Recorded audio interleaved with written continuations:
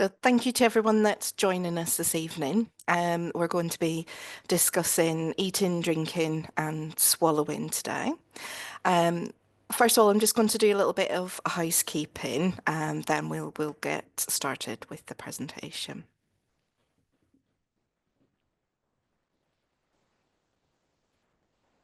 Okay. So we have our host, Justina, who's on hand if anyone is having any technical queries. So you can use the chat function to contact Justina, who'll be able to help you out with that.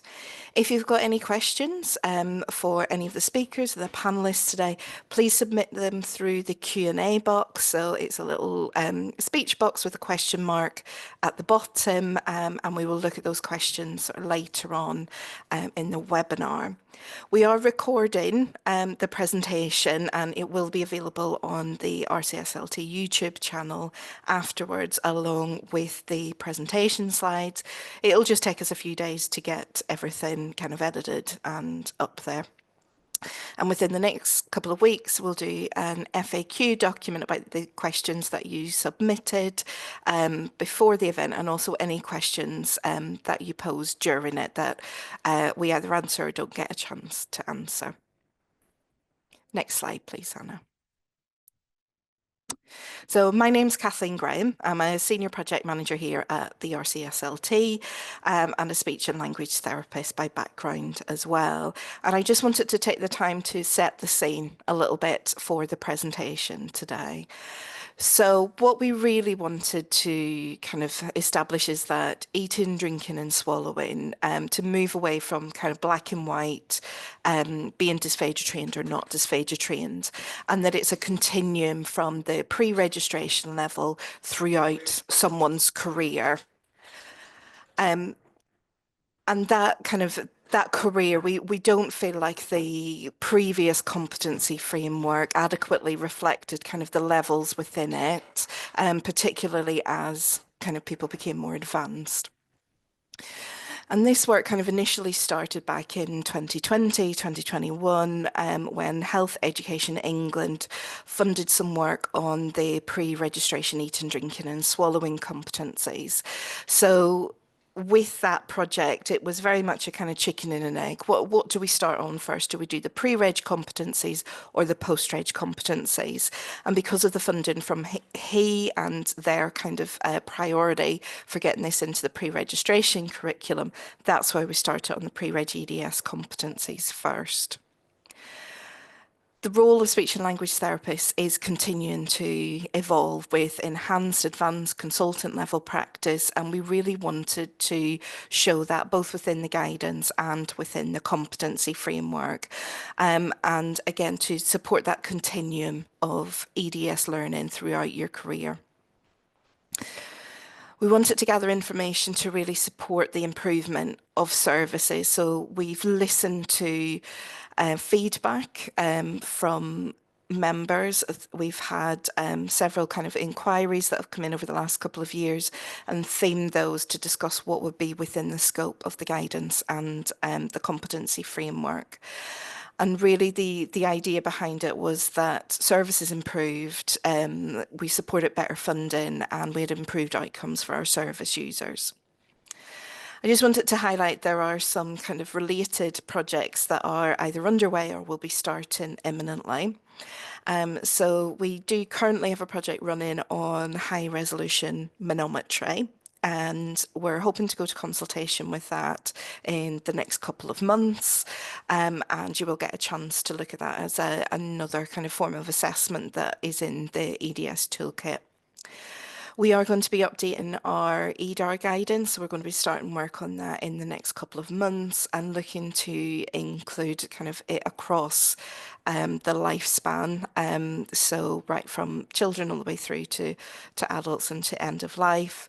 And we're also going to be doing an update of the video fluoroscopy position paper and looking at developing our own RCSLT video fluoroscopy competencies. Next slide, please, Hannah. Okay. I just wanted to say that within our webinar tonight, just to be transparent and clear, there are some things that we will not be covering in any great detail. One of them is eating and drinking with acknowledged risks. As I said, we will be starting a new project on updating that guidance within the next couple of months, and you can click on the link and see the resources that we have there. We have a couple of good webinars that we did last year that are useful if you want more information on that.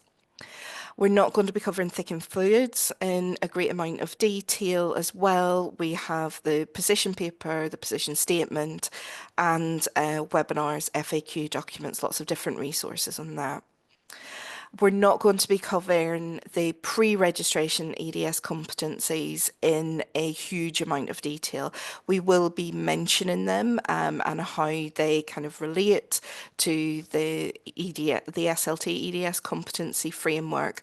But if you do want more specific information on those, again, with lots of webinars, we've got lots of resources there that can be accessed through the link. Next slide, please, Anna. Brilliant. So I would like to introduce to you Dr. Sue Pownall. So Sue is an independent consultant speech and language therapist who has a great deal of kind of research and practical experience within eating, drinking and swallowing. And she was the lead author for the guidance development and the competency framework. So Sue's going to go through it all now with her presentation. And then afterwards, we're going to move on to some questions to your panel. So over to you, Sue. Thank you. Next slide then, please. Thank you. Hello, everybody. Thank you for joining us this evening. As Kathleen has said, my name's Sue Pownall, and I'm going to talk you through the things that the project achieved during the time that we were writing both the guidance and the competency framework. So I'm going to start with a little bit of background and then move on to the guidance and then to the competency framework. So, as I'm sure everybody who's listening today knows, Swallowing Awareness Day is next week. And what we wanted to do was launch the guidance and new competency framework ready so that you have that at the forefront for any activities that you might be doing next week on Swallowing Awareness Day. So, just as a highlight, one of the things that we have done in the guidance is updated the statistics around conditions where somebody might present with eating, drinking and swallowing disorders, because we thought that might be useful for any activities you're doing next week in relation to presentations or training about our role.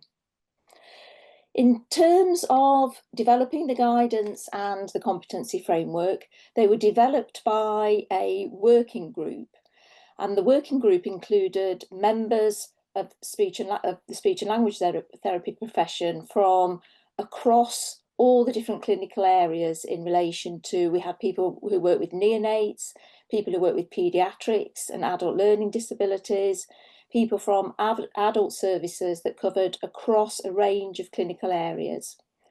And at this point, before I go on, I just want to say a special thank you to the neonatal and paediatric specialists who took the lead in putting together the sections in the guidance. Also on the working group, we had service users. So we've co-produced the documents, and we did that because we know that service users are really good advocates for our work, and they're often the biggest assets for change. So we wanted to empower service users. So it was really great that throughout this whole project, from the beginning and development of the guidance, the public information and the competency framework, we had a co-production methodology with the service users. Once we'd got the draft of the guidance, we then went out to wide stakeholder consultation, and that included professions other than speech therapy and other relevant organisations. This time, the guidance is open access. So that means all of the documents that we produced can be accessed by members and non-members, and that's different to some of the documents that we've produced before. And the reason that it is open access is that we wanted as many service users and services as possible to be able to be informed about what a good service looks like. So it is available to anybody, members or non-members or service users. And the guidance that we've produced replaces the previous dysphagia guidance that was on the college website. Next slide, please. So what have we achieved over the course of this 18 months? We've got new and updated eating and drinking swallowing guidance. We've got a smaller document, which is for public information. And we've got a resources section that's also on the website, which we'll go on to talk about in a little while. And we've updated the eating, drinking and swallowing competency framework. So just to say, within the guidance, within the updated guidance, there are new sections that you'll see that weren't there in previous guidance. One is around ARFID, the Avoidance Restrictive Food Intake Disorder for paediatrics. And there's a paragraph around the speech therapy role in esophageal difficulties. Next slide, please. Next slide, please. Thank you. So what I'm going to start with is the guidance, and then we'll come on to the other documents later in the presentation. So the guidance has been produced to go across the lifespan. So it's relevant for people, for paediatrics, for adults, and includes guidance around learning disabilities. There are 17 sections on the website, and what I'm going to do is give you a flavour of what's in all the different sections. But obviously we really want you to go and have a read of all the sections so that you can see the detailed information. So the first of the 17 sections is around factors influencing eating, drinking and swallowing difficulties. So within that, we cover things like food-related factors. So for example, texture modification, bolus size, temperature. There's a section around individual related factors, so things like posture and cognition. There's environmental factors, so things like levels of support or supervision. And what we've done within that section is broken it down into the factors influencing eating, drinking and swallowing in both children and in adults. So there are two separate sections there. But it is important to consider the factors across the lifespan and how the presentation and impact of the difficulties change over time. And it's also within that section where you'll find the updated statistics for conditions where eating, drinking and swallowing can be present. The next section is on the role of speech and language therapy. And within that section, we discuss our role. We talk about providing person-centred care. And we also focus on linking with the MDT and how speech therapists work collaboratively across, for example, medical and nursing teams and other professions such as psychologists and dietetics and teachers. And we make reference to how the management planning, it should be collaborative. And that dysphagia is everybody's business, so that we can support holistic care planning and comprehensive clinical decision making. Within that section of the role of speech therapy, that's where you'll find the new information about the speech therapy role with esophageal dysphagia. We know that that isn't necessarily routinely part of people's practice, but for some areas where they're doing instrumental assessment, then esophageal difficulties are being part of their screening process. So we're suggesting people think about their local policies for that as a new area. Also on that web page, you will see information about vulnerability and risk.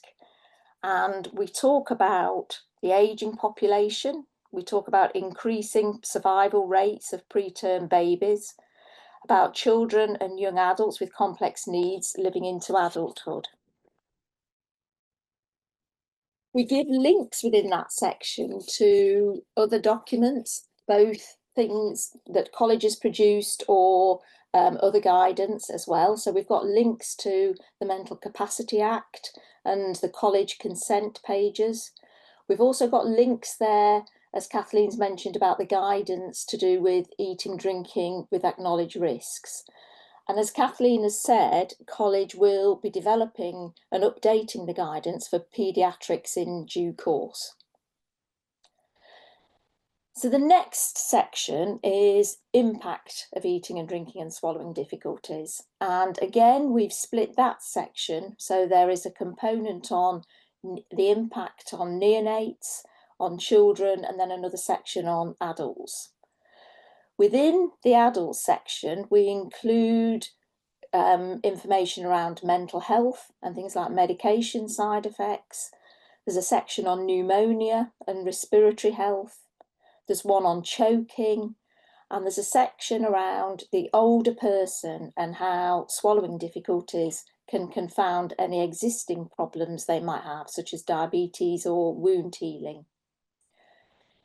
In the section on neonates, we have got information around respiratory health for neonates, ventilator-associated pneumonia, feeding and non-invasive respiratory support in neonatal care, aspiration of breast milk and formula, and term infants requiring neonatal care.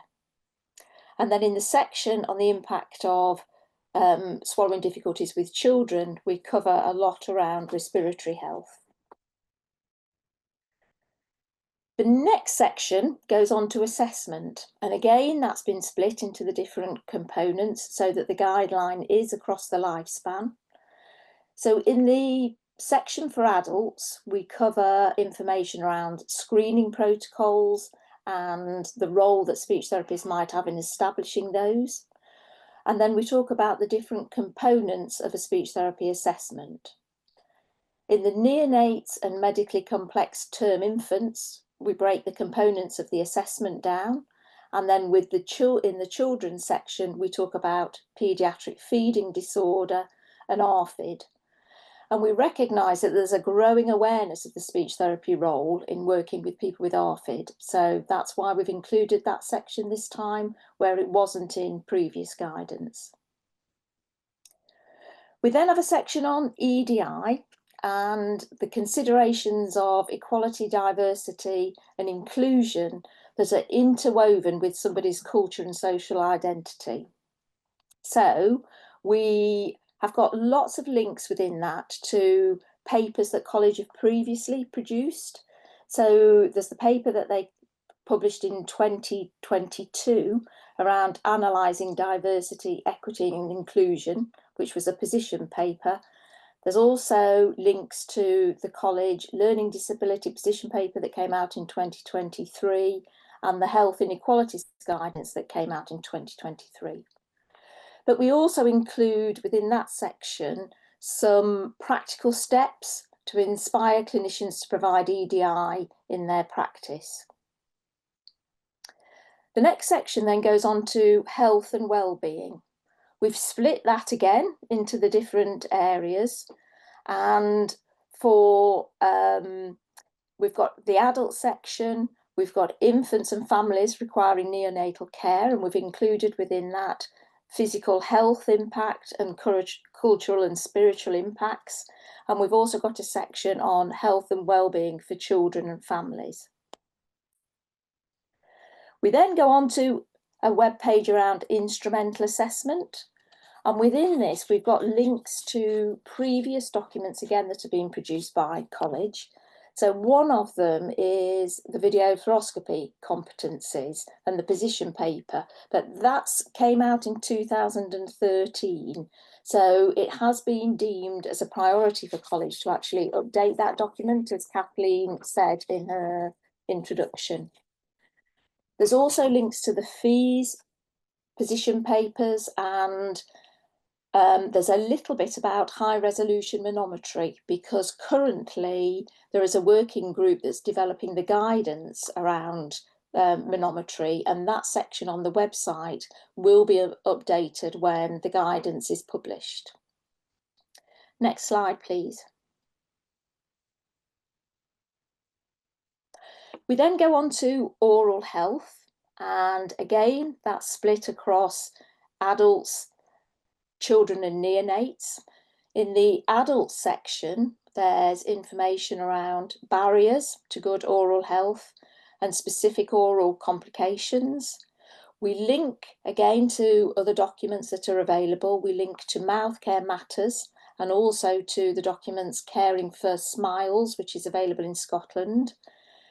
We've then got the section on neonates, and in the children's section, we link to the mini Mouth Care Matters that came out in 2019. There's then a web page on intervention and management. Again, that's split into the different components. So in the adult section, we talk about therapeutic strategies and interventions. We talk about innovative rehab methods, texture modification, and we've linked there to the IDSI website and their documentation.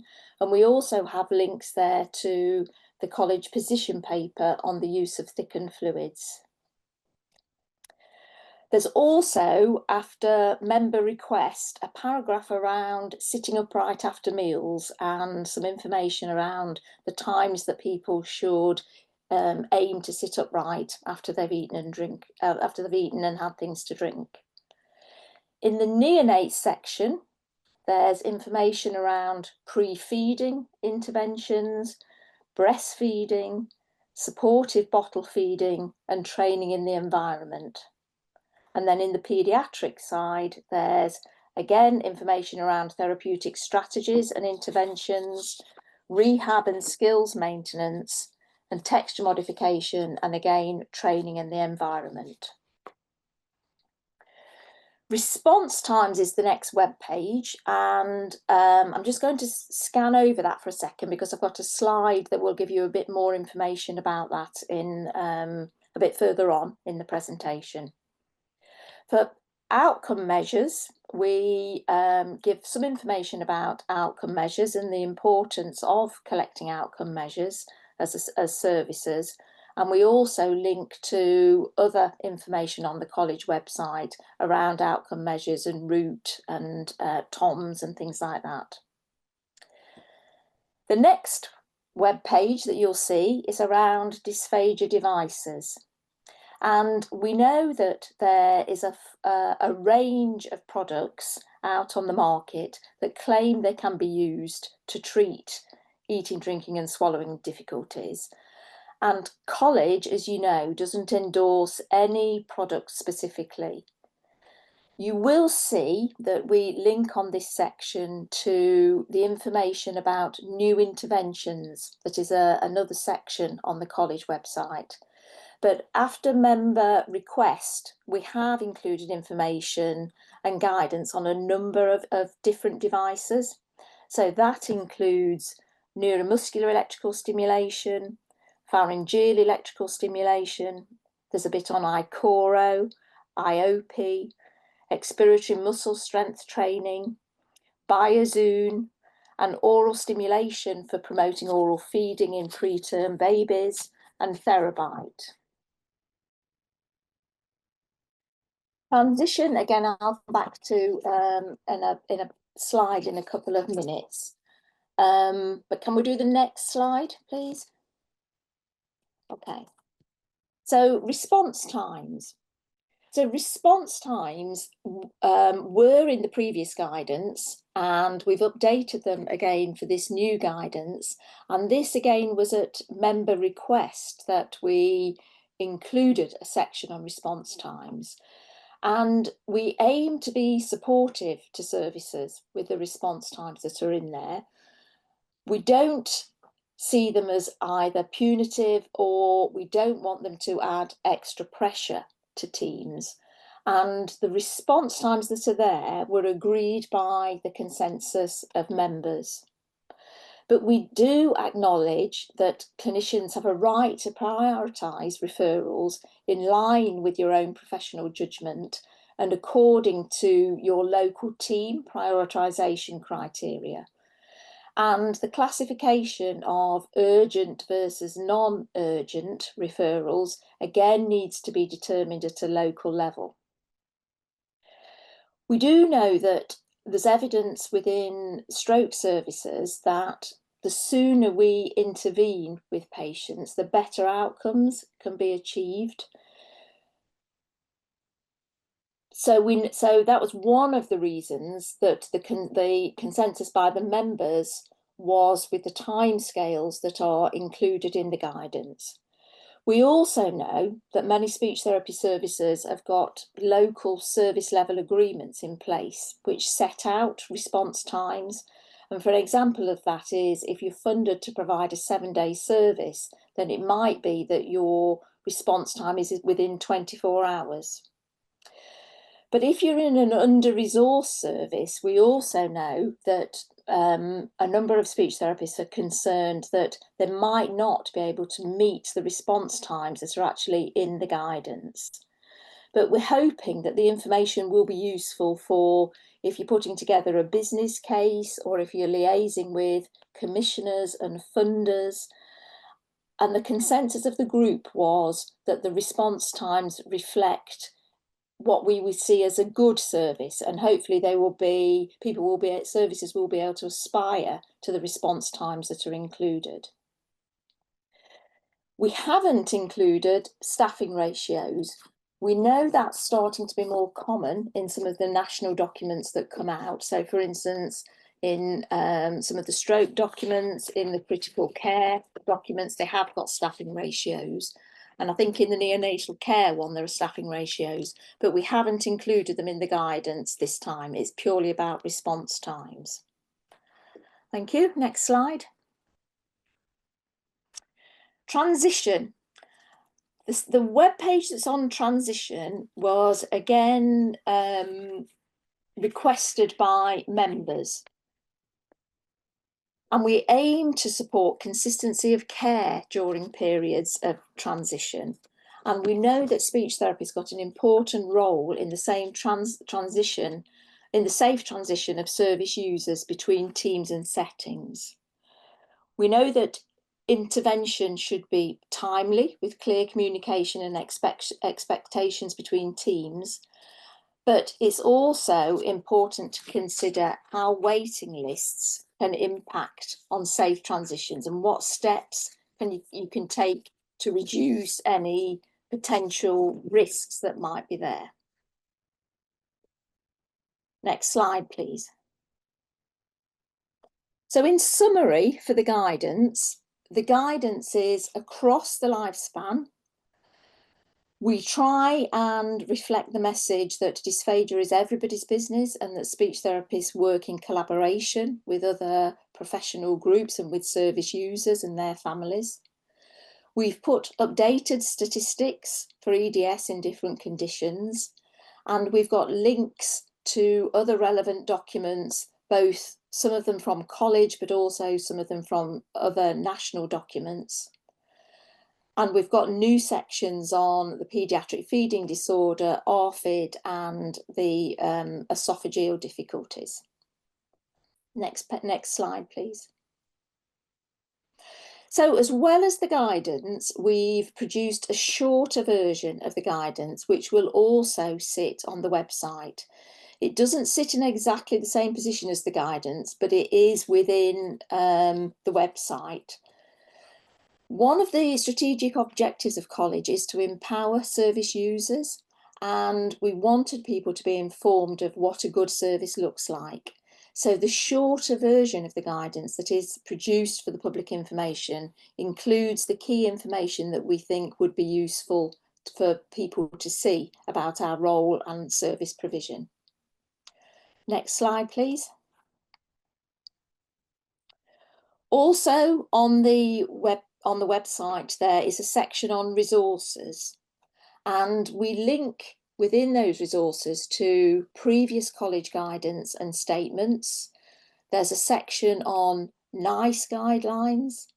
There's a section on other guidance. But we just have a rider with the other guidance that is produced. We link to some guidance that is produced by external providers. And really, this is for information purposes because we can't ensure or take responsibility for the fact that the external provider's information is always kept up to date. but we thought it was still useful to include it because a lot of it has got lots of really useful information within them. So it's there and ready for you to use, but just bear in mind that it might not always be the most up to date. There's a section on policy, and within that policy there are links to national legislation, policy and frameworks across England, Wales, Scotland and Northern Ireland. We recognise, though, that the information that we've put there isn't an exhaustive list. And so if there is any documents that you think are missing that we should be including on the website, if you just get in touch with college, then it's easy to have those added on.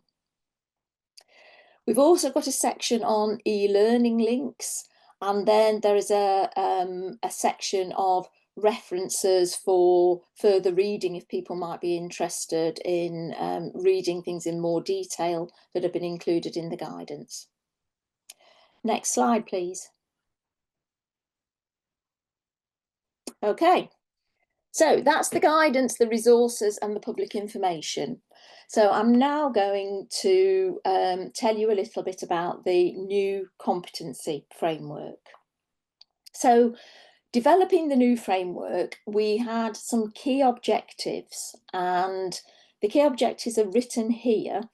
The first one was to provide a speech therapy profession specific competency framework, which brought together knowledge, skills and practical competencies across a speech therapist's career. We wanted to provide a transparent document that would align with international speech therapy organisations. And we also wanted it to align with the pre-registration eating, drinking and swallowing framework, and then have a post-registration framework that link together. We wanted it to align with the document that came out from college about the professional development framework. And with the framework, we would then have a consistent way of showing the levels of competency throughout the UK. Next slide, please. So as I've said, the framework is specifically for the speech therapy profession.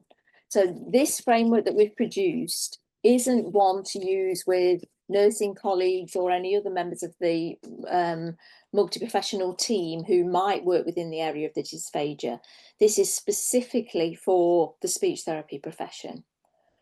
And it brings together the knowledge, skills and practical competencies from somebody being a newly qualified practitioner right through to expert practitioner.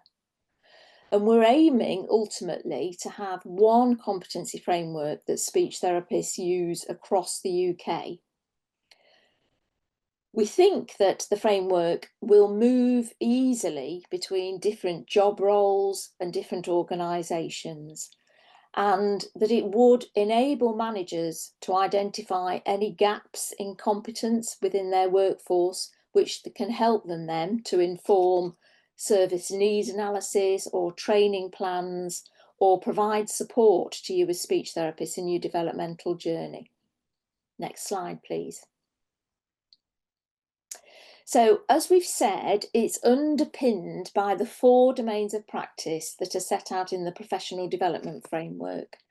So those incorporate both knowledge and practical competencies. And the domains of practice that are within the professional development framework are professional practice, facilitation of learning, leadership and management, evidence, research and innovation. So you'll see when you look at the new EDS framework that there are those 4 headings that fit across each of the different levels of the competency framework. Next slide, please. And we've evaluated the competency levels against the 5 development levels that were already in the professional development framework. And they are foundation, which means I am informed, proficient, I am knowledgeable and skilled, enhanced, I have enhanced knowledge and skills. Advanced, I have advanced knowledge and skills. And expert, I have expertise. So those were already defined within the professional development framework. And if you are unsure about the detail of any of those levels, then I would recommend that you go back and have a look at the development framework alongside the EDS framework. Next slide, please. Within the new framework, the foundation level is the only level where you need complete sign-off and where we've said that sign-off is mandatory. There are two different foundation levels, one for people who are working with adult population and one where people are working with a paediatric population. And we suggest that the newly qualified practitioner and their supervisor determine which is the most appropriate level, foundation level for them for their setting and the job role. The remaining 4 levels, both the adult and paediatric competencies, are combined. And they're not prescriptive, but they give a broad definition of the role of an individual and the competencies required within their location. And the levels are set out to be a continuum of learning through somebody's career.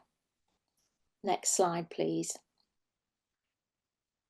So the framework is hierarchical, and each level is built on the foundations of the one below, but each level can also stand alone.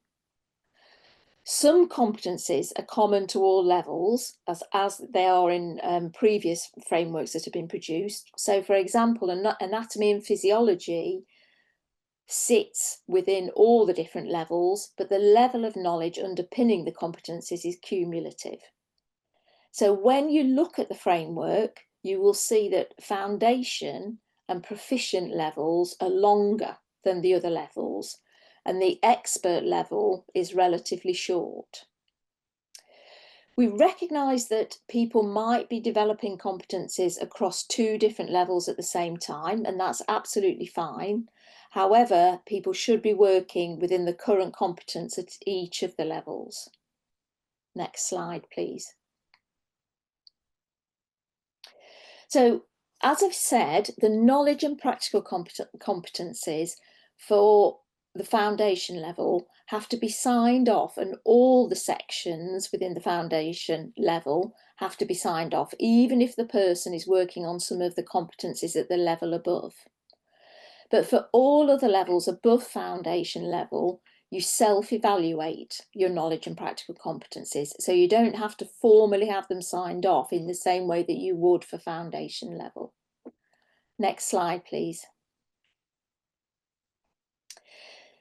So depending on your role and the service requirements, it might be that not all components need to be achieved to be deemed at the level of competence. And an example of that is that if you were at advanced level, some services don't have access to instrumental assessment. So you wouldn't need to self-evaluate to say that you've achieved those competencies to say that you're advanced level. But what we hope the framework does do is allow specific roles to be defined to meet the needs of multiple client groups across the lifespan. Next slide, please.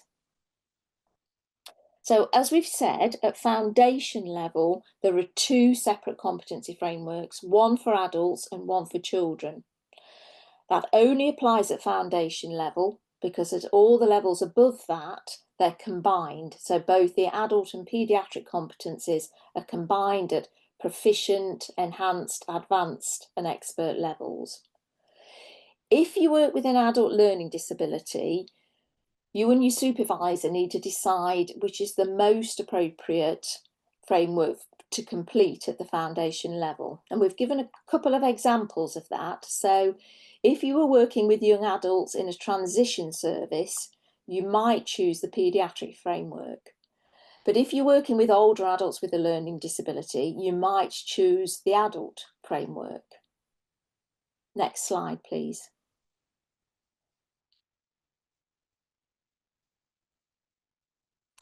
So I'm going to say a little bit about pre-registration, although, as Kathleen said, we're not going to go into great detail about that. But just to say, when the document came out about pre-registration dysphagia, the knowledge and skills taught at HEIs was reviewed and standardised at that time. And it's envisaged that from 2026, new graduates will join the workforce having achieved the pre-registration competencies set out in that previous document. So as graduates enter the workplace, their role may or may not include eating, drinking and swallowing. If it does, then as they join the workforce, they will move on to the speech therapy, eating and drinking, swallowing competency. And if they'd achieved the pre-registration competencies, they'll progress to the foundation stage as they enter the first role. So they map from the pre-registration document to the foundation level of this new framework. To practice independently, you need to have all the foundation level competencies signed off. And that means you would be starting to work at signing off competencies at proficient level. So up until the point all the foundation level competencies are signed off, you wouldn't be working independently, you'd be working with support and supervision. Once they are signed off and you're moving into the proficient level, then you can work autonomously. Next slide, please.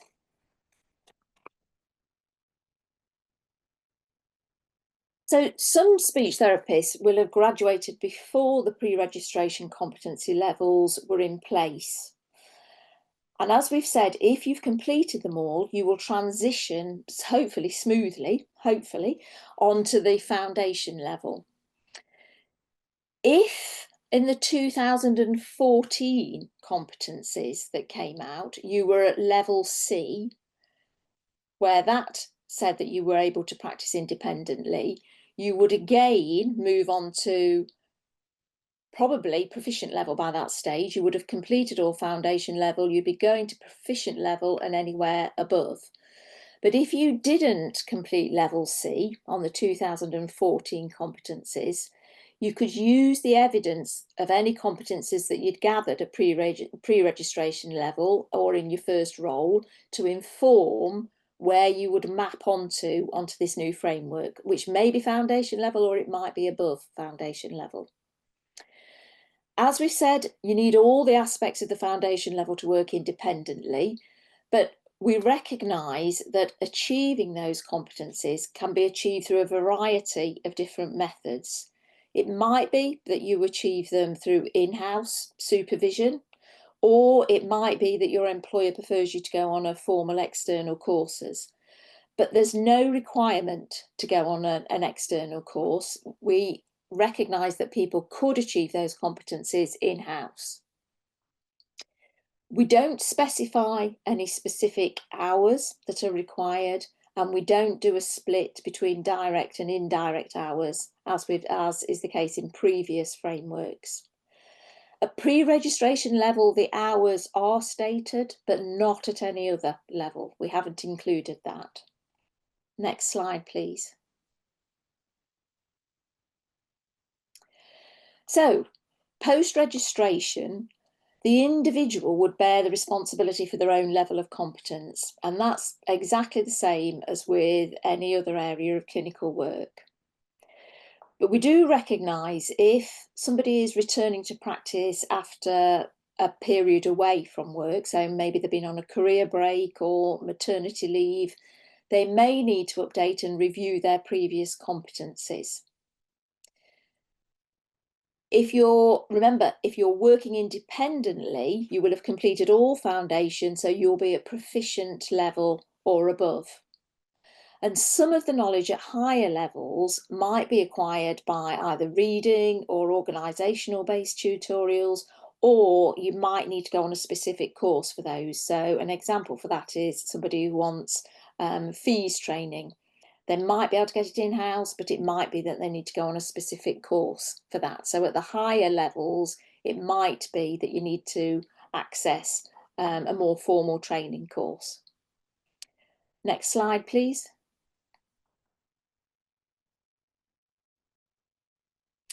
So I said at the beginning, we were hoping that we would have one framework across the whole of the UK, but currently there is some variation across the UK. Particularly in Northern Ireland, they've got a post-registration competency tool, and in Wales, there is an All Wales Dysphagia Training and Competency programme. So within our working group, we had people and collaborated with people from both the Northern Ireland team responsible for their framework and also for the All Wales team. And the plan going forward is that in Northern Ireland, they're looking at how this new framework can be integrated and how their current resources and support networks can be utilised to achieve the proficient level on the new framework. And in the All Wales programme, that will be transitioning to this new framework, but will retain many of the elements of their own current training package. Next slide, please.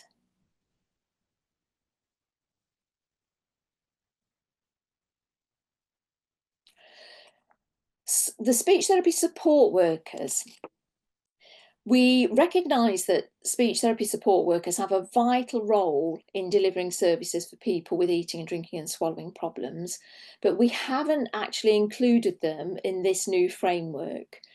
Instead, we suggest that the frameworks that are used are the college support worker framework, but also the framework that was produced in 2020, the eating, drinking and swallowing competency framework that probably people recognise as the interprofessional dysphagia framework.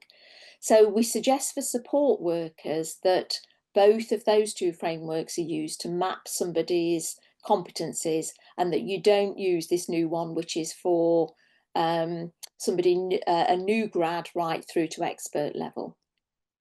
Next slide, please. I just want to make a few comments about supervision. The working group felt that a supervisor for any level should ideally be at least at enhanced level within their clinical area. Of particular importance, we have focused around the supervision during the development of the competency for somebody to be able to practice autonomously. So that is the foundation level to proficient level. So that's one of the key areas we're hoping that service managers will focus on when they're providing supervision and support for people to become more autonomous practitioners. But it's also important to consider supervision for people who are operating at advanced and expert level. And we know that not all services will be able to provide in-house supervision at that level. It might be that services need to look to external supervision for somebody who needs the supervision for if they're at advanced or expert level. Speech therapists in independent practice also might want to look externally, or they may be able to provide it in-house. And for speech therapy assistants, that's an area again to think about the level of supervision and support that is offered to those people. Supervisors are required to have significant knowledge, skills and experience within the clinical area being supervised. So we hope that's something that service managers will be able to support as they implement this new framework. Next slide, please. Pre-reg clinical placements, again, for this, please refer to the pre-registration competency document. College within that document expects practice educators to offer speech therapy learners experience of working with service users with swallowing problems. And within the pre-reg document, it says that the educator will verify the student's portfolio where knowledge, skills or competence are demonstrated on the placement. There is a signing off element that indicates competence at the time for the pre-reg person. But the signing off of a skill or activity indicates that the placement supervisor or practice educator has observed that knowledge, skill or competence at that time. It doesn't make the practice educator responsible for the student's ability to practice once the student's left that placement. And that's the same as it would be in the case for any other area of clinical practice. Next slide, please. For newly qualified competence to practice, as we've said, from 2026, there is an expectation that newly qualified practitioners will enter the workforce with a range of knowledge and skills at foundation level, because their document will map over onto that level. But as with all areas of clinical practice, they're not equipped to work with people with swallowing difficulties without ongoing support and supervision. So we're hoping people will use the framework to direct the support, the supervision and training until the newly qualified person reaches a level where they can operate safely and autonomously with people with eating and drinking and swallowing problems. So again, that will be completing all the foundation level and moving to proficient level. Competency acquisition and maintenance can be based on a review of the competency framework alongside the needs and requirement of their own department or team. So if a newly qualified person's role requires them to work with people with swallowing problems, there will be an additional section in the NQP document which will require sign-off by the supervisor. And as we've said, the sign-off will correspond to achieving all of the foundation level, so they'll be moving to proficient level within this framework. Next slide, please. For new and extended roles, I'm just going to make a few comments. The framework titles and levels are not linked in any way to Agenda for Change grades. Also, there are job titles now for things like advanced practitioner, enhanced practitioner and consultant level practitioner that have been defined by NHS England, well, up till today. And to achieve those titles, you have to complete appropriate postgraduate training. So if you achieve on this new dysphagia framework, enhanced, advanced or expert level, it doesn't equate to those job titles that are defined by NHS England. But you could use the evidence that you've gathered to map your level, can be used to support the portfolio route to achieve those titles. Next slide, please. Transitioning over.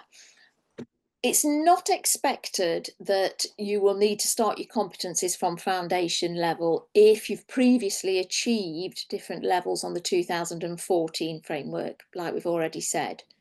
So if you were signed off at level C or above on the previous frameworks, just map your current competencies onto the new framework from proficient level and above.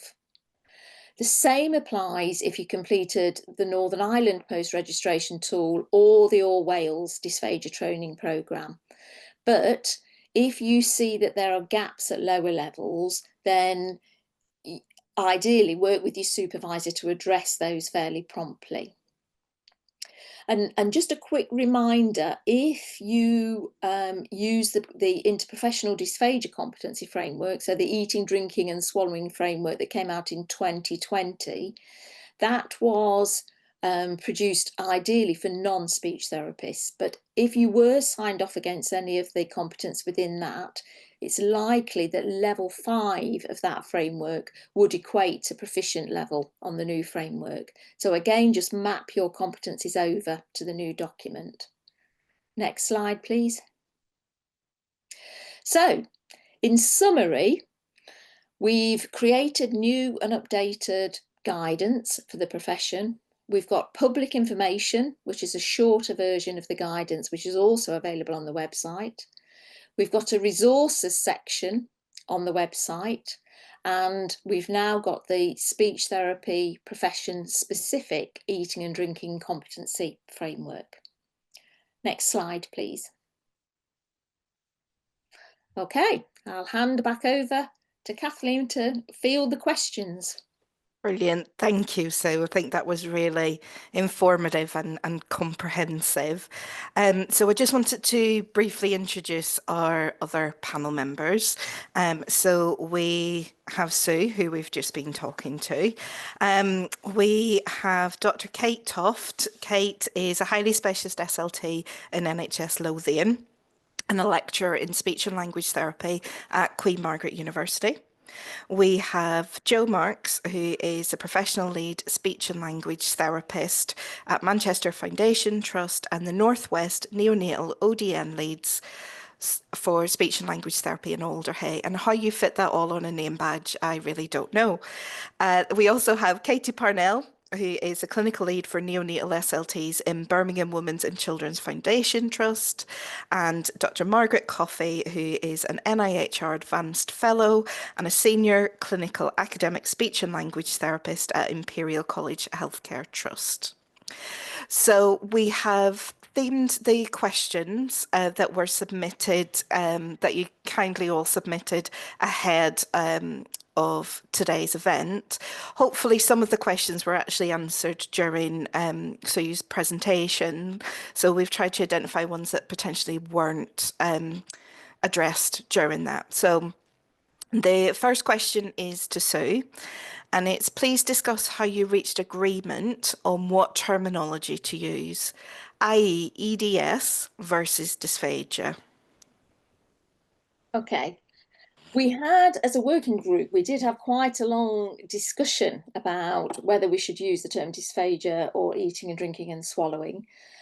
But the service users actually preferred EDS, so eating, drinking and swallowing. And we felt as a group that it was a more representative reflection of what we do as a profession, so that it was wider than just swallowing, which is dysphagia. So we wanted it to include eating, drinking and swallowing. And that was felt by the service users to be their preference rather than just using dysphagia. Thank you, Sue. We did have lots of discussions about whether we included the term feed-in within it. And because we wanted it to be a lifespan document as well, we agreed that we wouldn't have that because although it would be relevant within kind of for example, you know, young children, that if you're working with an adult learning disability, it wouldn't be as appropriate to use. So EDS was very much the consensus term that we all reached. The next question I'm going to answer is around kind of patient and family guidance available in alternative formats. If so, how can we access them and will there be a bilingual version? So you may have noticed on the website that a new accessibility button has appeared when you access the website. That gives some initial different accessibility. So we have got some dyslexia friendly text. We've got changes to text size, backgrounds, kind of formatting within it. So we've been working on that in terms of accessibility of the website as a whole. Unfortunately, just within the constraints of the project, we couldn't do some more kind of easier read versions of the documents. But what I would say is if you feel there is a need for these, please email college and say kind of what it is that you would like us to do and like us to achieve with it. The next question, again, this goes to Sue, is which competency framework should support workers and non-SLTs use? So I think you've covered this a little bit, but I think it's good to reiterate it. Okay, yeah, I think because there are a number of frameworks, aren't there? Yeah. So this new framework is specifically for the speech therapy profession.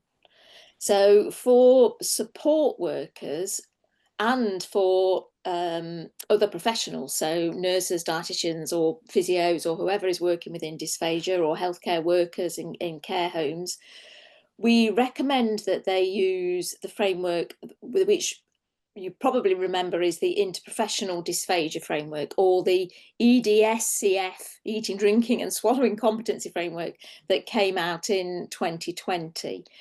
So the levels within that, there are 6 levels within it, and levels 1 to 4 are suitable for support workers who are working at entry level or intermediate level or assistant practitioner level. But if you I've got a support worker who's working with an advanced skill set, it's probably worth getting in touch with college, with the manager and that individual, to discuss that role further, so that we can think about where they do sit within it. But currently they wouldn't map onto this new framework. So all non-speech therapists would use the interprofessional dysphagia framework as well. Real. Thank you, Sue. And please do reach out to us if you are one of those kind of support workers with an advanced skill set in this area. We'd really like to support you if you're working at that really high level. So the next question is for Kate. Kate, how do I evidence my competencies, achieve sign-off and log them? Thanks, Kathleen. So sign-off of competencies from a senior supervisor is only required at the foundation level for this framework. Following that, as you progress through the later levels, it's more of a tool that individual SLTs can use to map themselves to the competencies included in each level, and they can look at ways to balance out what they've achieved within each individual level and how they might progress to the next level. The reason they're not to be signed off, not all competencies might be achievable for an individual practitioner at every level, just depending on what opportunities available in their place of work.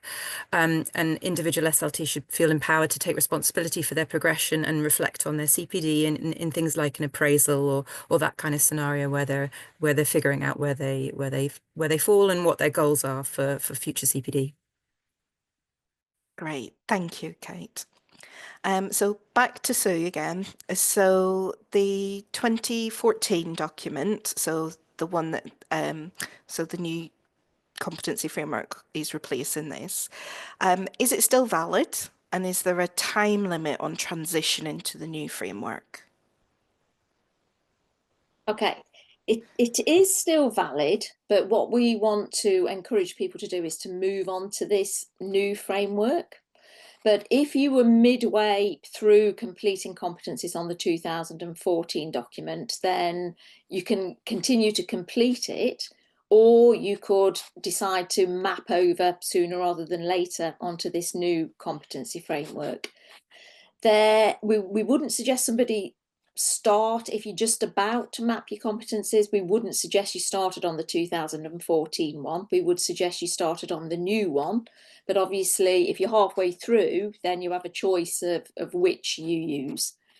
There is no time limit. There's no time limit for people moving on to this new framework, but obviously we would encourage people to do it sooner rather than later. Thank you, Sue. And just to say, this was the first framework where we used the professional development framework as a template. And this will very much be the way that all future competency frameworks go. So the sooner you can start to use this and get kind of acclimatized to the different levels, the better, really. And hopefully it will give us all a little bit of consistency, because every competency framework looked a little bit different. So hopefully it's a little bit more consistent across things now. So the next question is for Katie, and it's, is the competency framework suitable for children and adults? Thanks, Kathleen. And yes, I think as a group, we do think it absolutely is suitable for children and adults. It definitely identifies the core skills. for SLTs working with eating, drinking and swallowing with children and adults. And I think the other thing to think about is how you can identify what other documents are out there or competency frameworks out there that can help enhance alongside this document as well. So for example, your neonatal competencies, your FEES competencies, your VFSS competencies, and I think position papers, joining your SENS and being part of your SENS and finding out information that your SENS are working on, and conversations with SLTs in those specific areas can also help enhance this document as well. Great, thank you, Katie. And Lorna's just asked about just clarifying whether kind of we have to map ourselves against this new competency framework or it's just advisory. RCSLT is not the regulatory body, that is HCPC. So everything that we produce and we do is to try and support members. And if there were, we will go on to a question later, but it is just a really consistent form of evidence if you're working in that area. And like we say, there's no time limit on it, and it is really kind of up to you how you progress with that. The pre-reg EDS framework is compulsory, and it is compulsory to be able to graduate from 2026 onwards. Okay. So the next question is for Joe. Joe, how does the framework reflect EDS across the lifespan? Thanks, Kathleen.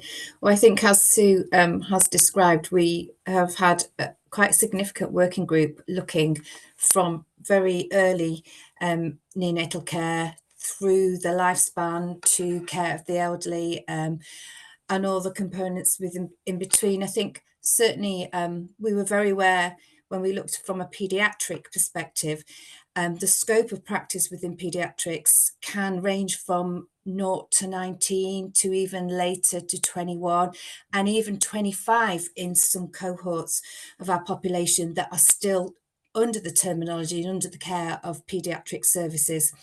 But obviously we were keen then to reflect that in this document, that it's a transition, and we know some of our population transition through that whole lifespan of care, and I think this document truly does reflect that journey. Thank you, Joe.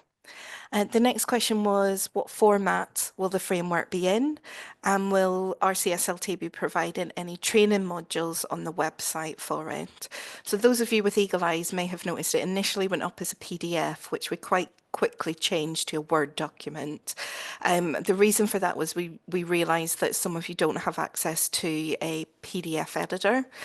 So for the foundation level to be able to sign off, and also just to be able to map yourself becomes a lot more difficult, and more people have got access to Word to be able to do that. What we are planning is that there is going to be an update of the CPD diary. At long last, I hear you say, because it is not fit for purpose at the minute. And what we really want to do is incorporate all of the competency frameworks that we have, as well as the NQP framework and the professional development framework, so that when you are logging your goals and your journey, that you can use that tool to be able to do it. It's very much in its infancy, and it will take us 2 or 3 years to be able to complete it. And that's because there's a huge migration of data that needs to go across. And we know that there have been some kind of quick fixes to it in the past, which maybe haven't been as effective as we wanted them to be. We don't have any plans at the minute for training modules on the competency framework. Like we said, it's very much a tool, from proficient level and above, for you to be able to map yourself and decide, are there gaps within the breadth of your knowledge, or if you want to, move up to the next level, what kind of things would you expect to be doing at that level? Okay.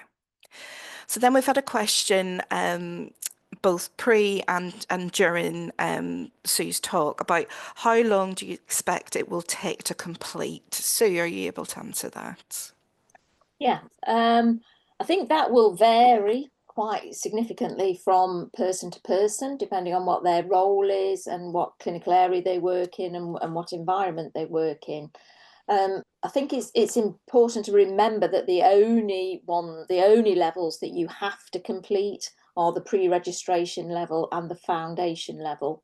The rest, as we've said, are for people to map the competencies and to use it to help support their development. So there is no time scale on it. It's up to the individual how long it takes and their service requirements and what their service is able to offer them to support them. But so the quick answer is it will vary from person to person, but remember the only bits that we're saying are mandatory are the pre-reg and the foundation level. Great. And kind of those of you who are eagle-eyed again, and we've had a few questions coming up in the chat, was around, can I use my pre-reg competencies as evidence for foundation level? And what we've said is foundation level is really for those who've completed the pre-reg competencies, is that kind of final check in your kind of chosen area to make sure that you are able to work at that level, the same way that you would have support and supervision for any aspect of communication. We want to ensure that there's equity there with EDS. So it's expected if you've done your pre-reg EDS competencies that you might move through these very quickly, but that might depend on the kind of the majority of placements that you've had. So again, it was should be relatively quickly for people to move through. And for those who haven't completed either the level C, the level 5 on the EDS competency framework or the pre-reg EDS competencies, you can start at the foundation level. Okay, so you can start, it's anticipated it would take you longer to work through it than the pre-reg graduates coming out with the pre-reg EDS competencies, but that's where you can start. Okay. The next question is for Sue. How does the framework link to enhanced, advanced and consultant level roles? I think I touched on this in the presentation, if I understand this question. They're the titles for roles that NHS England defined that you need to do more structured postgraduate training for to achieve those. But there is close mapping. So if you achieve competencies at advanced level or expert level, use the knowledge and the evidence that you've got to actually support development of those roles. And college, I think, Kathleen, I'm correct in saying, is working with HEIs to try and achieve credits at the different levels in the new titles, but that's not specific to EDS, is it? No, it's not. We are kind of trying to promote SLT specific modules at enhanced and advanced level practitioners, so that at the moment the kind of a lot of the accredited kind of modules and courses don't include aspects of speech and language therapy, and we don't want people to kind of lose those aspects and to recognise that you can be working at those levels and it be relevant to an area within speech and language therapy.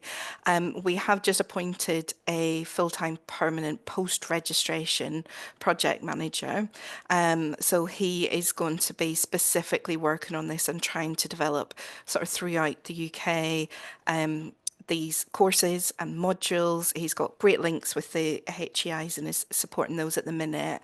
And I know I've had discussions with the current kind of post-basic dysphagia courses that are currently running.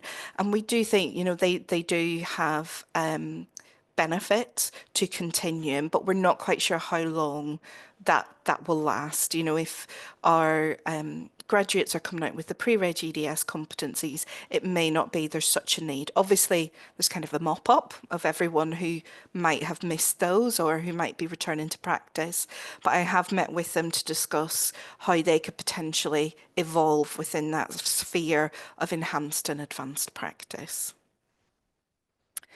So this question's for Kate. And it's, do you think it could be used to make a case for SLT dysphagia lead post within a trust where there's currently no oversight? Well, the answer is yes, we certainly hope so. We hope there's enough detail and sort of evidence within the document to show how someone in that position could map the service to see where the gaps are, and sort of showing who at the moment perhaps is or isn't taking responsibility for risks and governance, research and learning, and that would be a way to kind of highlight those issues, and that could be a very helpful part of evidence to make that case. That's great. Thank you, Kate. Then on to Kate again. Are there a minimum number of times we should observe a skill to be able to sign it off? So no, we haven't put a number on that, really because it's such an individual thing. Everybody is going to be having a sort of dialogue with their supervisor about this and their own sort of individual set of skills, just as you do in all areas when you're at that foundation level in your newly qualified practitioner year. So there isn't a set number of times, but it's more about a dialogue. The supervisor needs to determine when they feel the person has reached that level of competency where they feel satisfied and are willing to sign off. And multiple factors influence this, so we're not able to be specifically prescriptive in that way. That's great. Thank you. So, are RCSLT going to require, I think I've answered this, but in case you want to add anything, to require the remaining post-basic dysphagia training providers to use this framework? I think you've more or less answered. Yeah. I'll just add a bit more to that. Thank you. One of the key things with the post basic courses is that they look at their outcomes and what they're aiming to achieve to make sure that they can map against the foundation level, and so that people, as you say, who've missed the pre-reg competencies or have been out of the profession for a while, to make sure that they would be able to achieve autonomous practice at the end of their courses. But we're not saying everybody has to go on the course. We're saying foundation level can be achieved in-house. It can be achieved by other routes. You don't have to pay to send somebody on a course. But the current courses that are there have now got an opportunity to evolve into looking at how people can achieve competencies at an enhanced level or higher. Great. And I think, you know, previously we had a lot of focus at that kind of post-basic level, and it was going back to the getting people dysphagia trained or not. So really trying to move away from that and looking at that kind of continuum of learning across your career. So this one's for Kate. How do the competency support NQPs, particularly in the first year?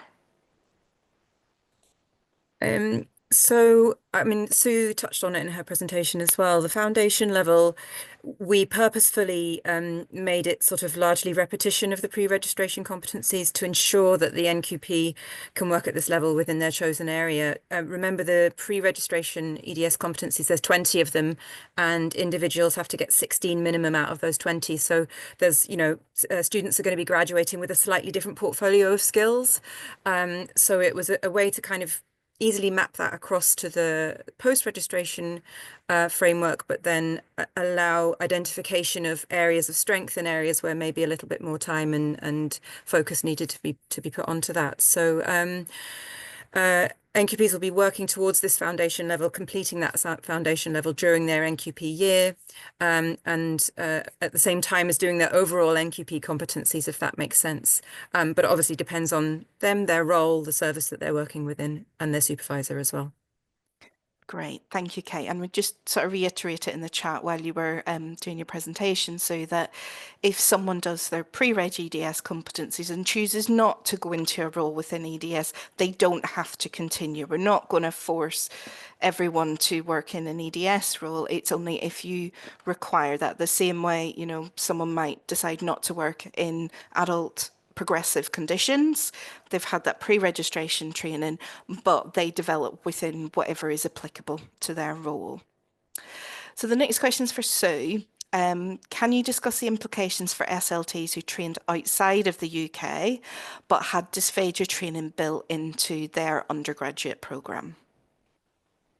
Yeah, So for those speech therapists who trained within countries where we've got the mutual recognition, then they will be considered to be working at proficient level and above, and will hopefully be able to map themselves onto the new framework. But for those people who are coming from non-MRA countries, it's recommended as a minimum that they have a competency check at foundation level to ensure that they have got the competencies at all those areas. And if any gaps are identified, then to ensure that they work with their supervisors to fill those gaps as soon as they're able to. That's great, thank you. And we work for those of you who aren't quite sure which countries the MRA countries are, so we've got North America, Canada, Republic of Ireland, New Zealand and Australia. So those are the countries. Okay. And the mutual recognition agreement is just a fancy term to say that we each consider our graduate training as equitable to go and work in those countries.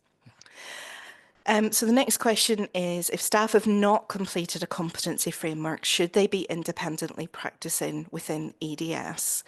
So as I kind of mentioned earlier, RCSLT are not the regulating body, that is HCPC. And therefore, any frameworks that we have are not mandatory. And people can prove their EDS competencies in different ways depending on their local requirements. For example, like we've talked about, some organisations might expect the SLTs to go on a postgraduate course. If there were concerns raised to HCPC about a therapist meeting their standards of proficiency around EDS and the SLT had not completed an RCSLT competency framework or postgraduate course, then they might have concerns around their practice and patient safety, and the SLT would need to have extremely thorough documentation of how they were able to practice in this area.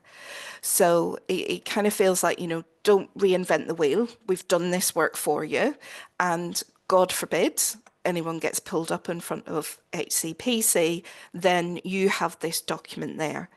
But it is not mandatory. Nothing that we do is mandatory. It is there very much to support you. So yes, you can practice without it, but if anything were to happen, it makes it a lot easier if you've got really clear evidence that's already there. And then the final of the pre-submitted questions was, how can we make supervision or guidance easier to access for completing EDS in private sectors? And we've said, you know, we recognise the evolving landscape of where speech and language therapists, particularly newly qualified practitioners, are working. You know, it's no longer that the majority of people go into the NHS. We are seeing people who are working in a variety of sectors, and that's really encouraging to see the diversity within the profession. We really hope that by having the pre-reg EDS competencies, it makes transition into, you know, becoming more autonomous practitioners a lot easier and more straightforward for them. But we are looking at ongoing models of supervision within RCSLT for areas that might be more specialised. And, you know, if you're the only speech and language therapist in an organisation working with neonates, how do you access appropriate supervision for yourself, not just to achieve your competencies, but afterwards as well? We don't have an answer as yet. We're still very much playing with ideas and models. And if you have any models that work really well, please, please, please do feel free to share them. So I'm going to start going through some of the questions that were submitted live. So it might take me a minute to find them. But I just wanted to bring in, so one of the things that was a little bit of a last minute addition to the EDS guidance was around esophageal difficulties. So those of you who reviewed our consultation document will have noticed it wasn't in that. And that was very much a decision that the manometry, the high resolution manometry group, were working on this area, but felt like we didn't want it to get lost within the manometry guidance when it came out, because it was such a key part of what speech and language therapists can do. And I wonder, Margaret, if you could come in just to explain to us sort of why you feel kind of that intervention and awareness of the esophageal stage difficulties are so important in managing EDS holistically. Sure. So yes, it's great to see that there's a paragraph around the role of speech and language therapy with esophageal dysphagia included in the EDS guidelines and competency framework. And we'll be linking to that as part of the HRM, high resolution manometry guidelines and competency framework. And really that paragraph is there because it's reflecting the evidence base that we now have, which really reinforces. Oh, I think Margaret's frozen for me. Has she frozen for everyone else? Okay. Might just give her a minute to come back in. I think she's still in a hospital setting, and we all know the Wi-Fi is not the best when we're there. So I'll come back to Margaret in a minute. One of the questions that come in the chat, which I think probably Katie and Joe, if either of you would like to answer this, and it was around paediatric feeding disorders. So kind of the diagnosis of this, who qualifies for this specific label? So how does this all fit into EDS? Well, this was a hot topic, and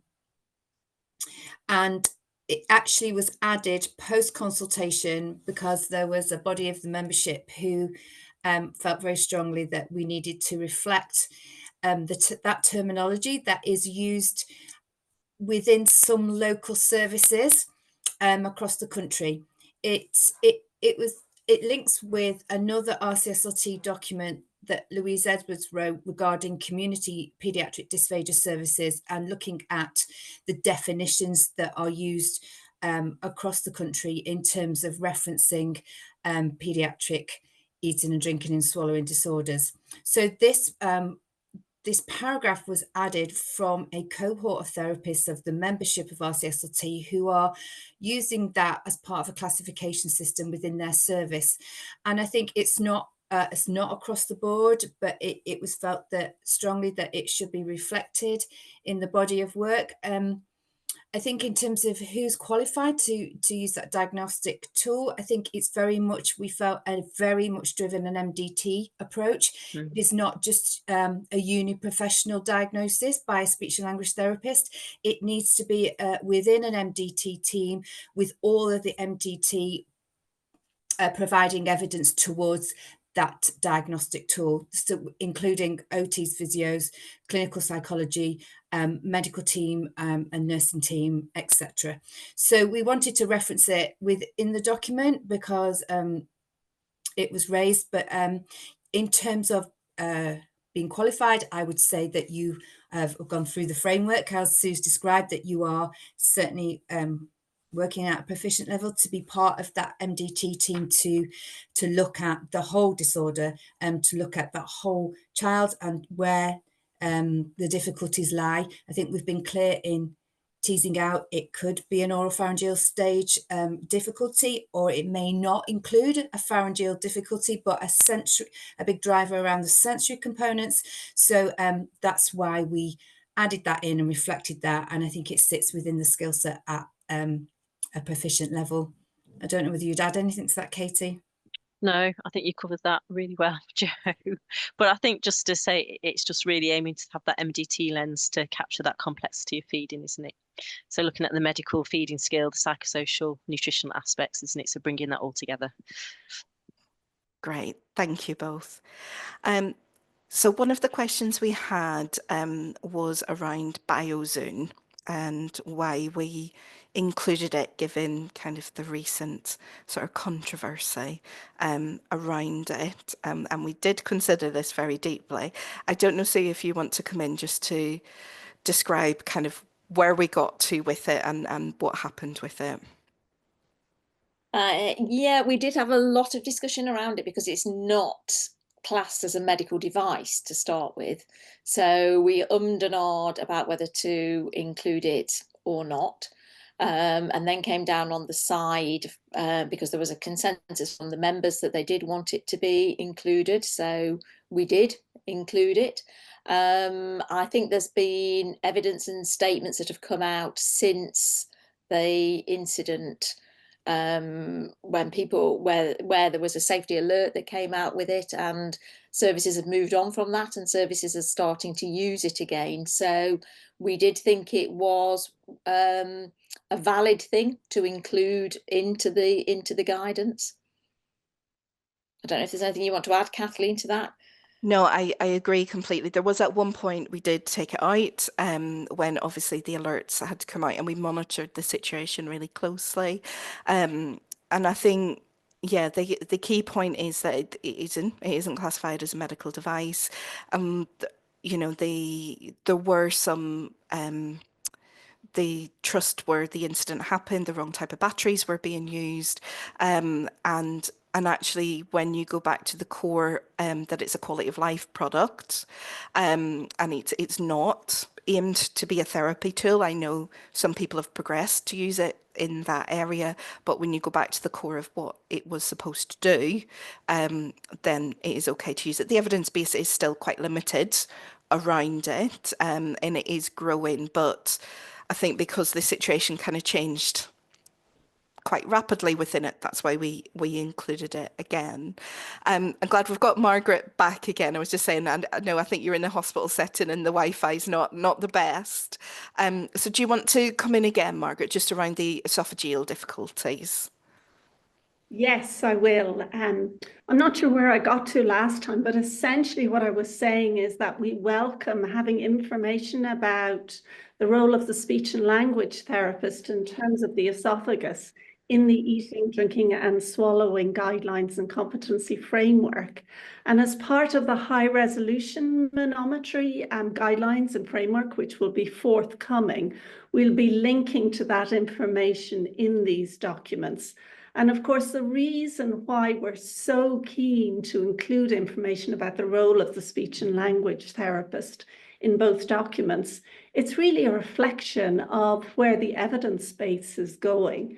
And the information we now have that swallowing is a continuum along the oral, pharyngeal and esophageal stages. And of course, any physiological issue along any of those stages can affect aspects of eating, drinking and swallowing.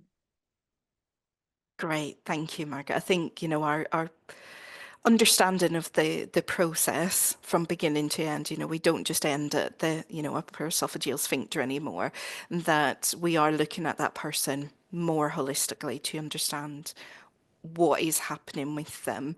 And I think hopefully a big focus of the guidance has been around that kind of multi and interdisciplinary working, that this is such a complex area that it's nigh on impossible to work on it on your own, and to have that relationship with the other members of the team in that area really enhances the service users' care, and we get better outcomes for them. We've had some questions around kind of, particularly at the foundation level, we've got a paediatric competency framework and an adult competency framework. And we've had a question around, so working with people with a learning disability, which competency framework should I use? Can I do both of them? I don't know if Sue or one of the others would like to come in just to discuss that. I can start and then anybody can add to it.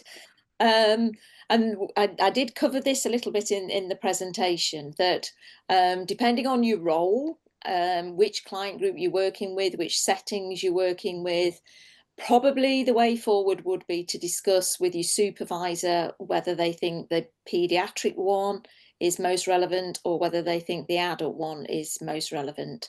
We wouldn't expect somebody to complete both. I mean, if you wanted to, you could, I suppose, but there wouldn't be an expectation that you completed both of them. The expectation would be that you would work with your supervisor and decide which one is relevant for your clinical working area. That's great. Thank you, Sue. And just to say, the decision to only have a split of paediatric and adult at foundation level was really, we didn't want it to be a barrier to signing off the competencies if there were specific things that applied to children or that applied to adults. And when we were writing it, we felt it might be quite difficult for someone working in X setting to achieve all of these, which was why they were kind of separated out a little bit. But then from proficient level and above, they should be kind of generic enough that they cover it in any scenario, but also recognizing that you don't need to have them all signed off. So you identify what is appropriate for you and your setting to sign off. So we had a question saying someone's already done their NQP competencies and they've recently started doing their dysphagia competencies. Do all their patient visits have to be supervised while they work through the competencies at a foundation level? Who would like to come in?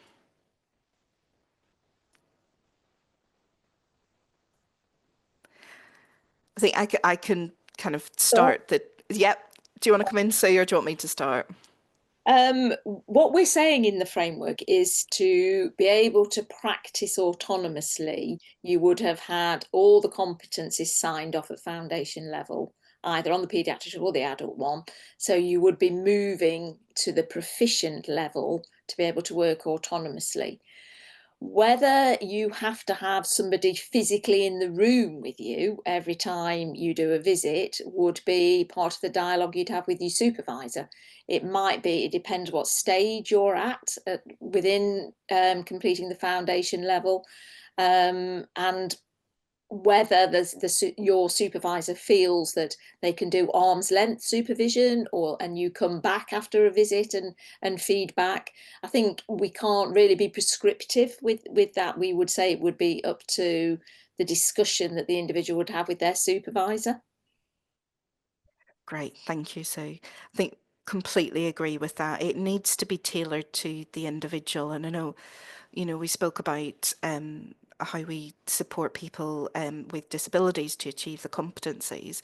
And part of that is recognising that we are all individuals, we all learn differently. So we need to have a structure that is supportive enough for us to develop. What we hear a lot from our NQPs is that EDS is a really scary area to work in and that they want to have the right level of support for them. So it is that discussion between the supervisor and the supervisee. And sometimes you will get, a supervisee who is maybe a little bit overconfident and the supervisor might want to kind of direct them a little bit more, because sometimes you don't know what you don't know. And we need to give a little bit more direction with that, but very much tailored to the individual, as you would do for communication. If you were not if you didn't feel confident in carrying out, whatever type of communication assessment, we wouldn't expect you to go out there and do it on your own. We would expect your supervisor to give you the support to be able to do that, to talk it through with you, to help you interpret the results of that. And this is just aligning EDS exactly with that. So I think we just wanted to reiterate one of the points. So I think some people are a little bit confused about kind of at what point they start working autonomously. So, and I know we've said it a few times sort of during the presentation, and it might be that it's been addressed before kind of we've got to these questions, but that all of the foundation competencies are achieved before you're considered autonomous. Okay, you might have a little bit of a spiky profile. We all don't learn in a sequential way. We might have areas that we develop in more than others. So we might have little bits of proficient that we start signing off before we've fully signed off that foundation level, but we really want everything within that to be signed off. And that is really the pre-reg and the foundation level are literally our foundations of EDS. So the HEIs have done amazing work to kind of bring it all into the curriculum to sign off the pre-reg EDS competencies. The foundation level is that check, that once you're right there working, just like communication, that you're happy, that you're working within that. And then you start to progress as your career develops. Okay.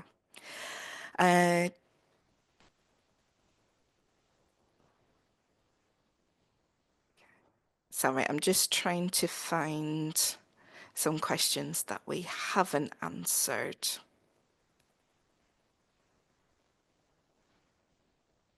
So we've had some questions around extended practice. So where does it fit within the framework? So for example, prescribing, being able to be an IRMA trained, being able to refer for x-rays. So I don't know if maybe Sue or Kate, if you want to talk about that kind of extended practice and where that fits into the competency framework. I think, again, it mirrors what you've said about the other end of the framework. People might have spikes in where they are. So it might be that for their service is at advanced level, or it might be at expert level.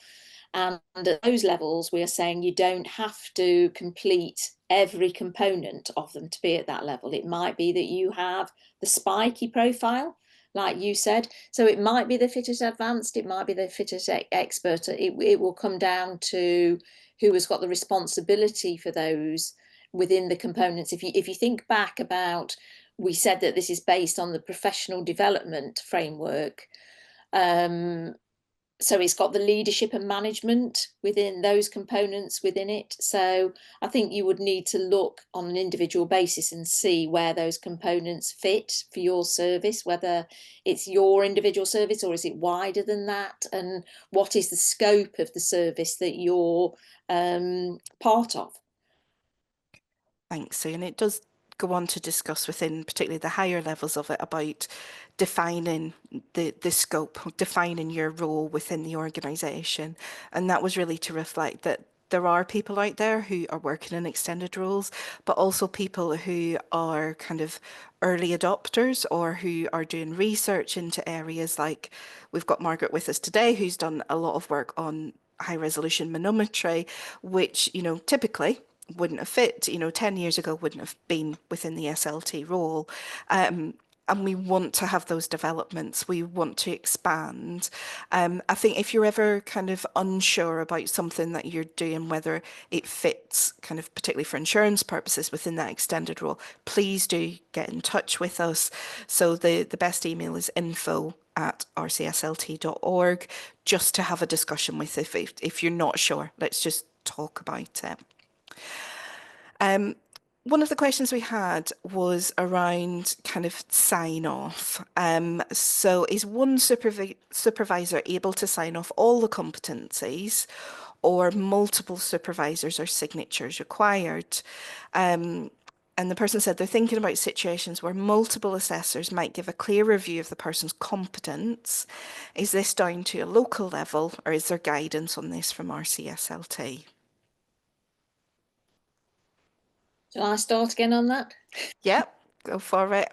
I think that's down to local guidance. Again, we haven't included anything like that within the document itself. We've said that the supervisors need to be at least at enhanced level, depending on what level that they're signing off. We would hope that they have got expertise in the clinical area that they're signing off, but we haven't said whether it is one supervisor or multiple supervisors. I think that is down to local level and service availability and service need. Absolutely. Katie, did you want to come in? Yeah, and I would just say, like, if there is more than one sign-off person, then it's everybody talking together, isn't it, as a group, and sense checking with each other just to support that learning and development. Absolutely. And I think there are pros and cons of both ways of doing things. The reason we've not kind of stated X amount of supervisors as well is we want this to be the least restrictive way of doing it. And if you're working in, you know, a very small organization where you might only have the choice of one supervisor, then if we said two, a minimum of two, all of a sudden that's a barrier to you achieving these. And we really want to have a workforce that is, you know, fit for the future. And, you know, particularly within the adult world, a huge percentage of the population that we are working with does have eating, drinking and swallowing difficulties. But as, you know, more complex kind of preterm or full-term babies are surviving for longer, those more complex special needs, we need to make sure that we have got therapists there who are able to support them to develop and have a really good quality of life the whole way through their life. And also considering, you know, what happens when they get older, if they, you know, when they reach later adulthood and develop dementia or they have a stroke, being able to have a workforce that can really understand that kind of cross-sectionality of everything that we do within EDS. We had a comment from someone, I'm just going to read it all out because I think it's quite nice how they've set out their service. So they've said they require all SLTs in their service to achieve the 2014 level B foundation level practitioner, even if they do not have a specific EDS job role, so that they can carry out a basic EDS screen, identify risk and put initial management steps in place, and then they can refer on to more experienced EDS SLTs if required. It seems sensible that all SLTs, so not just the 2026 cohort, should achieve similar, although this new foundation level looks possibly more involved than the previous 2014 foundation level. And I think, you know, that is a really nice way of looking at things, and it really harks back to that EDS being everybody's business. And I know when I've done a lot of work with the pre-reg EDS competencies, and you know, we get the I don't work in EDS, I can't sign off anything. And actually, when you know, when you're in a clinic doing, you know, a child's been referred for a language screen and you're looking at their developmental history, what do you do if there are things that are flagged? You know, if mum's saying the child is 4 and is still having a bottle at night, that they're struggling to get them to feed from a cup, or that, you know, they've had lots of chest infections, they struggle with kind of harder textures. So it is everyone's knowledge. The same way with communication, if, you know, you might not be a stammering specialist, but if you had an adult or a child that came to you with stammering who wanted intervention, then you would hopefully be able to give some first line advice and support them to be referred on to a specialist. So just to reiterate around sort of the internationally trained SLT, so they are working at that proficient level and above. Again, they don't have to fill in the competency framework the same way we've said for everybody, but you may find it a useful tool, particularly as it becomes more commonplace and you move between organisations, that it is there to support your development and to show what levels you have been working to.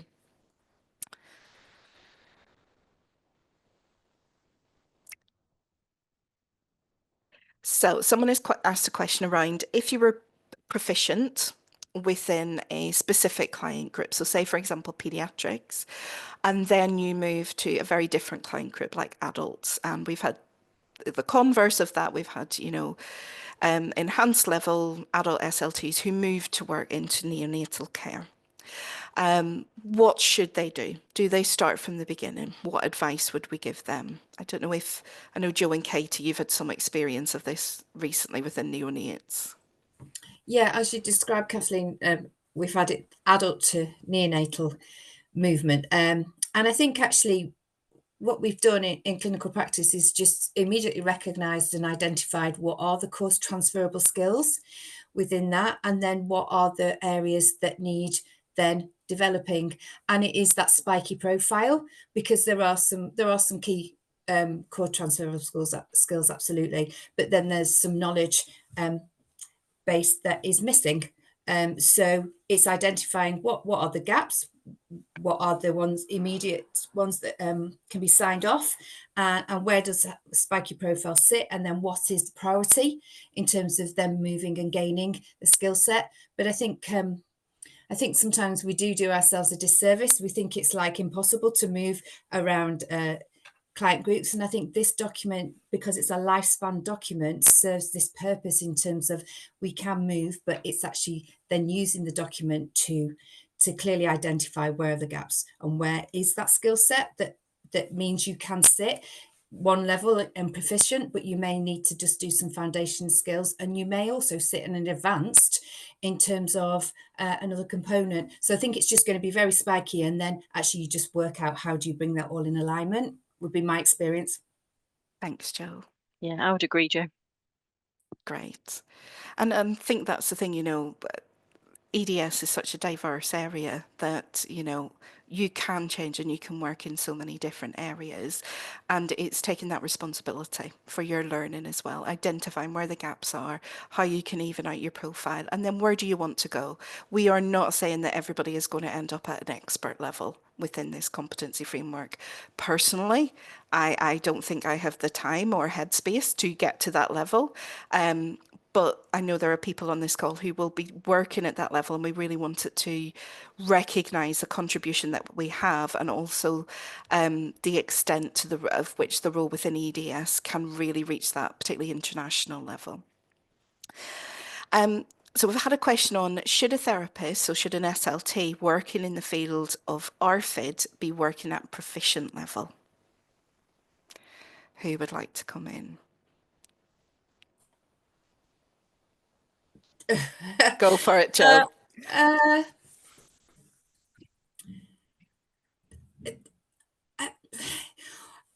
I think it's so dependent. Sorry, I'm lost for words because I think it's so dependent on local services and what team you are in, and what that, again, it's not an isolated post. If you're working within RFID, it should be within an MDT team. So I think, if you've done your foundation level and have had sign off and you sit within a well-supported supervised team, then I would say you'd be working towards proficient, but would maybe not have that whole profile. But I think if you are then not within that team, again, it's local service dependent and what that looks like. Then I would question actually the supervision support, and you should be aiming certainly to be signing off, but not signing off, having those proficient skills. So it's tricky, isn't it? Because it's I think very local service dependent, that sort of question. Absolutely. Katie? I think no, I agree with what you're saying, Jo, and I think it's just finding out then sort of like what your situation is, and then talking and finding out your community to work out and map out your best path to be then at that level and develop that skill. So taking that responsibility for that as well. And I think there are so many links and connections out there. It's just working out how to build those as well. Absolutely. And we know that particularly RFID is an emerging area for speech and language therapists. Not that, we haven't seen it for a very, very long time and been working with service users, but actually having dedicated services where there's a real MDT input into it.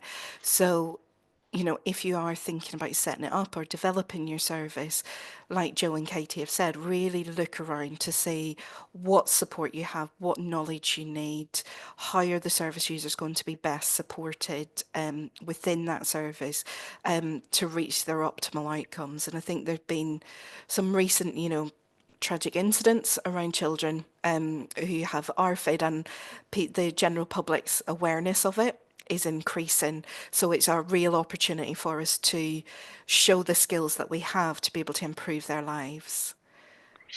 And I think one of the key core themes of all of the competency document and the frameworks, isn't it, is about this is sort of like lifelong learning. So we can start to reflect and gauge what level we are and what profiles we are. But even if we feel we're a solid, enhanced level, for example, that learning will keep continuing as well, won't it? So, that's core thing that comes out, and the beauty of this framework, isn't it, is to really support that lifelong learning. It's not necessarily like a tick box, but it's just how do we keep growing as therapists really as well. Absolutely. And your profile will change with the opportunities within your organisation as you develop, as services kind of evolve or different commissioning models are set up. And, you know, the future is very unpredictable, as we've learned from today. So we don't know what things will look like. So I think absolutely that taking responsibility and working within an MDT context is really key to it. We've had some questions around the EDS CF, so the what was called the interprofessional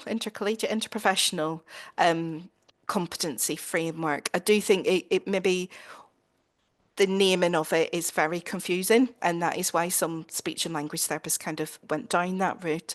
And it's absolutely fine if you have, you know, we're not going to penalise you, make you all start again. That competency framework is still very much applicable. It is still there to be used, but by support workers and non-speech and language therapists. And someone has sort of mentioned on the e-learning for health website around the dysphagia training module there. So I think that's the one that was developed in Sheffield with Liz Barnett, around levels sort of 1 to 3. And the e-learning for health website is really a tool.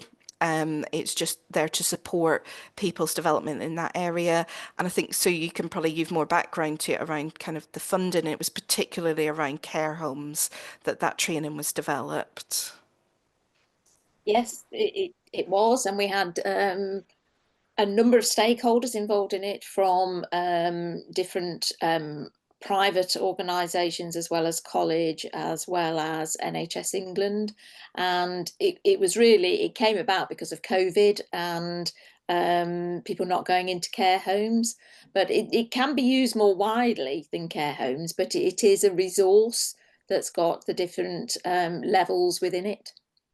Great. Thank you. And some people have asked, is it going to be updated? There's no plans to update it at the moment. It was last updated in 2020. And there has been some fantastic work done across the country. Yep. It was updated more recently. Was it? It was updated in 2023. But after that period, obviously, it will depend on funding. Yeah. Sorry, just to say, it was, so the actual framework was last updated 2020, but the training got updated in 2023. Yes, absolutely. I apologise that we haven't got to everybody's questions, but I will work my way through them into the FAQ document. So once that goes live, we'll be able to email you all out, and hopefully you will be able to get the answer there to your questions. I just wanted to say a huge thank you to our panel today. I hope everyone has found it really, really informative. Also, if you could complete the evaluation, that would be really, really appreciated. I don't know, Hannah, if you want to share the QR code to be able to complete that. So either through the link in the chat box, or if you're more digitally inclined, you can scan the QR code with your phone and complete it. And also there will be a link sent to you in a kind of post-event email with the evaluation link as well, just in case you're a little bit short on time today. We'd love you to fill it out today. And if we have the next slide, please, Hannah. And just a real big thank you to everyone who was involved in the project. So Sue, who was the lead authors, all of our supporting authors who covered every aspect of EDS, and particularly those who wrote kind of significant sections of the guidance. So Caroline, Joe, Katie, Konstantinos, Lauren and Natalie. Our experts by experience, so Emma, Jamie, Kate and Sarah, who gave up their time to give us valuable insight into that kind of service user experience of it. And thank you to everyone who gave feedback during the consultation period. It really helped us to form and refine the work, and also to the high resolution manometry working group for rapidly putting together the work on the kind of esophageal difficulties. if you have missed anything today, it will be on YouTube for us to review later on, or for your colleagues to watch and see. If you do have any questions, please do email us at info@rcslt.org and we will try and support you. Please do not go away thinking I need to change to this framework overnight. Give yourself a little bit of time, get Swallowing Awareness Week over you, or Swallowing Awareness Day and Nutrition Hydration Week over you, and then start to look at how you can benefit from it, how you can use the tool to develop, and how you can use the guidance to improve the service that you offer. If you have positive outcomes, please do let us know. We really love hearing the success stories. Similarly, if you've got challenges with it. Thank you all and have a lovely evening.